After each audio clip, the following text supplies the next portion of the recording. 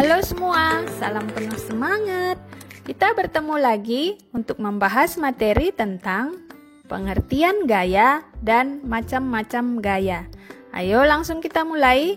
Gaya adalah gerakan dorongan atau tarikan.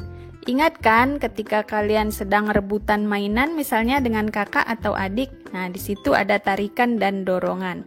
Nah, gaya ini dapat membuat benda diam menjadi bergerak. Contohnya ketika kelereng yang awalnya diam disentil akan bergerak. Lalu, gaya dapat membuat benda bergerak menjadi bergerak lebih cepat. Misalnya ketika mobil yang bergerak lambat akan bertambah kecepatannya setelah digas oleh pengemudinya. Lalu gaya juga dapat membuat benda bergerak menjadi bergerak lebih lambat. Misalnya ketika sepeda yang melaju di turunan ini akan direm pelan-pelan oleh si pengemudi sepeda sehingga dia bergerak menjadi lebih lambat. Gaya juga dapat mengubah benda bergerak menjadi berubah arah. Contohnya ketika bola dilemparkan ke bawah atau ke dinding sehingga ketika dia membentur dinding akan berubah arah. Lalu gaya ini dapat membuat benda bergerak menjadi berhenti. Ini misalnya ketika bola yang melaju kencang akan menjadi diam setelah ditangkap oleh penjaga gawang.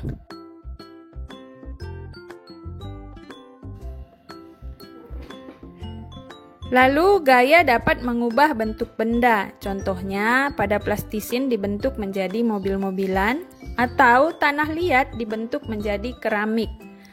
Bisa juga telur yang dipecahkan. Sekarang mari kita lihat macam-macam gaya. Yang pertama, gaya listrik. Ini adalah gaya yang ditimbulkan oleh benda bermuatan listrik. Contohnya, penggaris yang digosokkan ke rambut akan bermuatan listrik. Bergeraknya kipas angin yang dihubungkan dengan sumber energi listrik. Yang kedua, gaya otot. Ini adalah gaya yang dihasilkan oleh otot manusia atau hewan. Contohnya, orang yang mendorong meja, sapi membajak sawah, orang mengangkat ember berisi air, atau kuda menarik delman. Kita lihat yang ketiga, gaya magnet. Ini adalah gaya yang terjadi karena adanya dorongan atau tarikan dari magnet. Benda yang dapat ditarik oleh magnet disebut benda magnetis. Contohnya logam, besi, baja, nikel. Misalnya, paku yang didekatkan pada magnet akan menempel, jarum pada kompas, dan pintu pada kulkas. Bentuk-bentuk magnet ini sendiri ada silinder, batang, jarum, ladam, dan keping. Mari kita lihat gaya yang keempat, yaitu gaya gravitasi. Ini adalah gaya tarik bumi yang menyebabkan benda jatuh ke arah pusat bumi atau ke bawah ini ya.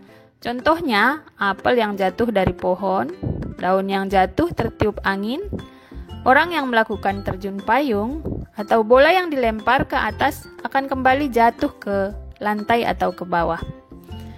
Contoh gaya yang kelima adalah gaya gesek.